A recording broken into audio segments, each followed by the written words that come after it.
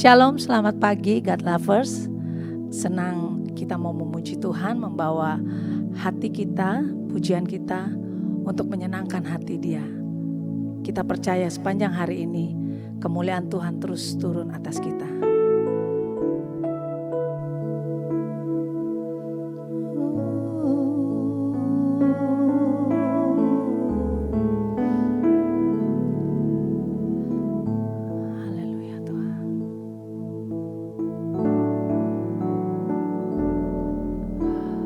Ku tak membawa apapun juga saat ku datang ke dunia. Ku tinggal semua pada akhirnya saat ku kembali ke surga.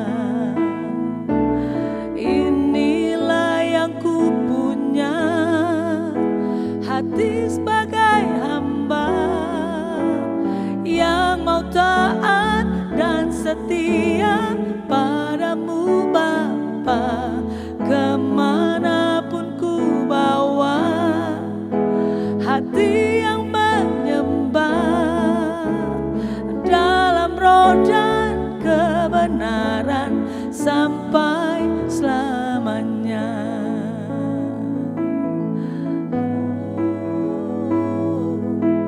Kami mau bawa hati kami Tuhan ke hadapan-Mu Yesus.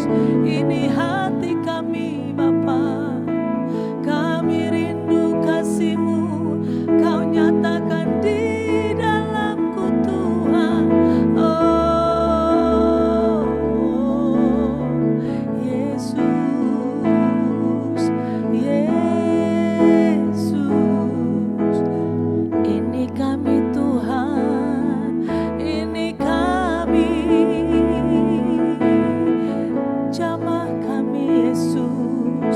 Pakai kami Bapa, jadi alat-Mu.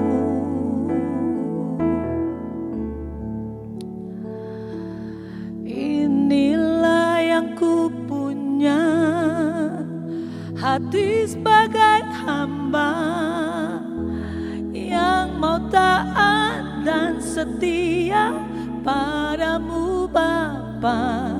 Kemanapun ku bawa, hati yang menyembah dalam roh dan kebenaran sampai selamanya.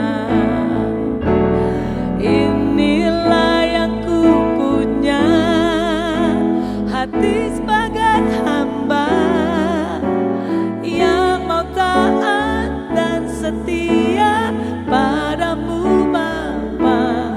Kemanapun ku bawa, hati yang menyembah dalam roh dan kebenaran sampai selamanya. Dalam roh dan kebenaran sampai selamanya.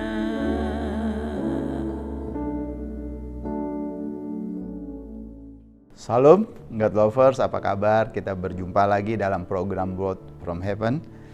Dan kali ini saya ingin sama-sama kita merenungkan 1 Petrus 3 ayat 10-13 dengan tema mengikuti apa yang baik.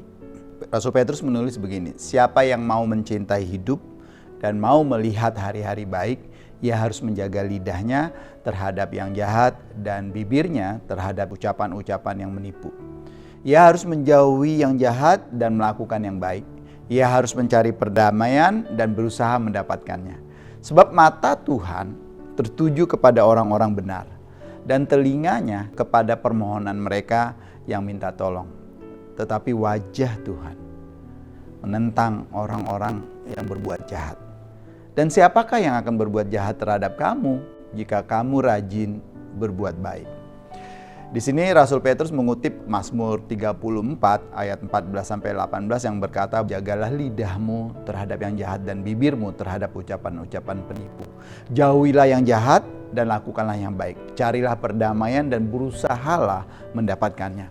Mata Tuhan tertuju kepada orang benar dan telinganya kepada teriak mereka minta tolong. Wajah Tuhan menentang orang-orang yang berbuat jahat untuk melenyapkan ingatan kepada mereka dari muka bumi. Apabila orang-orang benar itu berseru-seru, maka Tuhan mendengar dan melepaskan mereka dari segala kesesakan. God lover yang dikasihi Tuhan, untuk menekankan bahwa mereka berbalik dari dosa dalam perkataan dan perbuatan serta mencari damai sejahtera yang akan mereka alami. Hidup penuh dengan berkat dan perkenanan Tuhan, kehadiran Tuhan yang dekat dengan pertolongan dan kasih karunia-Nya. Kita bisa lihat ini di 1 Petrus 3 ayat 12. Dan jawaban Tuhan atas doa mereka. Bapak Ibu Saudara yang dikasihi Tuhan, God lover, pencinta Word from Heaven, memilih untuk mengikut Kristus. Ikuti apa yang baik, apa yang menyenangkan, apa yang terhormat, dapat dipercaya dan tanpa celah. Merupakan pilihan yang bijak yang harus kita ambil. Tapi bagaimana caranya?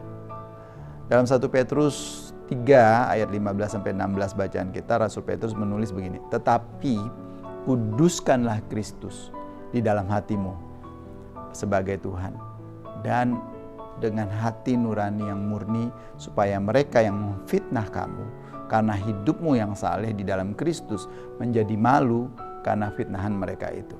Apa yang harus kita lakukan untuk memiliki hati nurani yang murni? Jika kita dapat menjalani hidup tanpa pernah melanggar hukum Taurat sedikit pun, kita akan bebas dari rasa bersalah. Namun saya tidak pernah menemukan ada orang yang benar-benar bisa hidup tidak sedikit pun melanggar hukum. Kita tahu hanya Kristus yang dapat dengan yakin berkata bahwa siapakah di antaramu yang dapat membuktikan bahwa aku berbuat dosa, tanpa takut disalahkan. Karena memang Kristus hidup tanpa celah. Nah, oleh karena itu Bapak Ibu Saudara yang dikasihi Tuhan, Rasul Petrus meminta agar semua jemaat yang membaca suratnya mengikut Tuhan dengan sepenuh hati. Dengan berkata, dengan hati nurani yang murni. Ikut Tuhan dengan hati nurani yang murni. Bagaimana caranya? Sekali lagi, agar kita dapat memiliki hati nurani yang murni.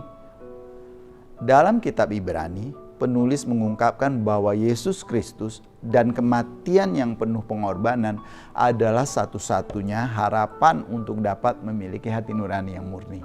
Jadi tidak mungkin Bapak Ibu kita melakukan perbuatan-perbuatan baik tanpa celah.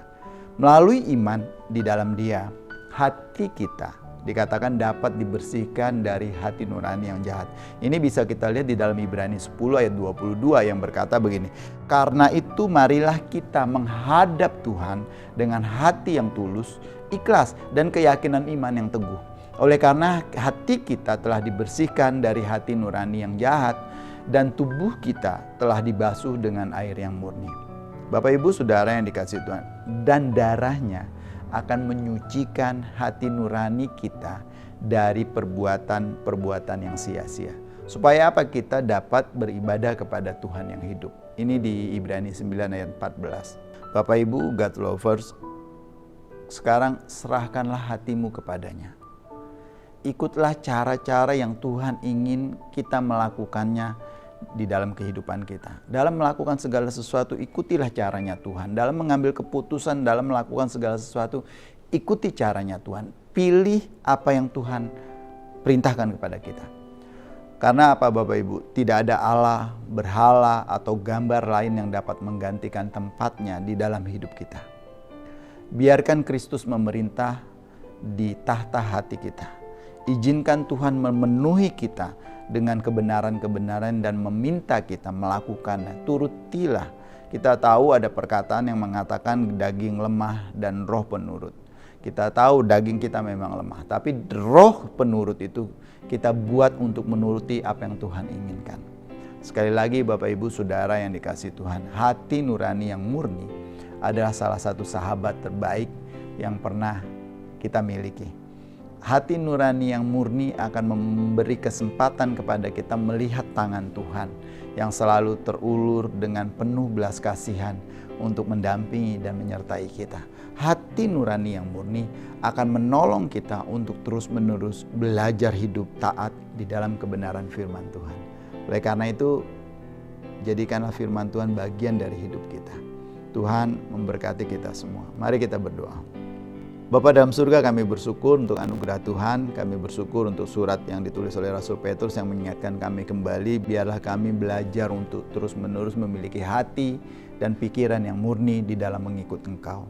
Biarlah kami menjadikan hati kami tanah yang subur, yang siap terus-menerus ditaburi benih-benih yang baik. Kami bersyukur ya Tuhan untuk firman-Mu pagi hari ini. Dan terima kasih di dalam nama Tuhan kami Yesus Kristus. Haleluya. Amin. God lover yang dikasihi Tuhan, diharapkan bisa membagikan link YouTube Renungan ini kepada saudara, kerabat, dan teman dimanapun mereka berada, sehingga mereka sama-sama bisa diberkati seperti kita pada kali ini. Terima kasih, Tuhan Yesus memberkati kita semua. Salam.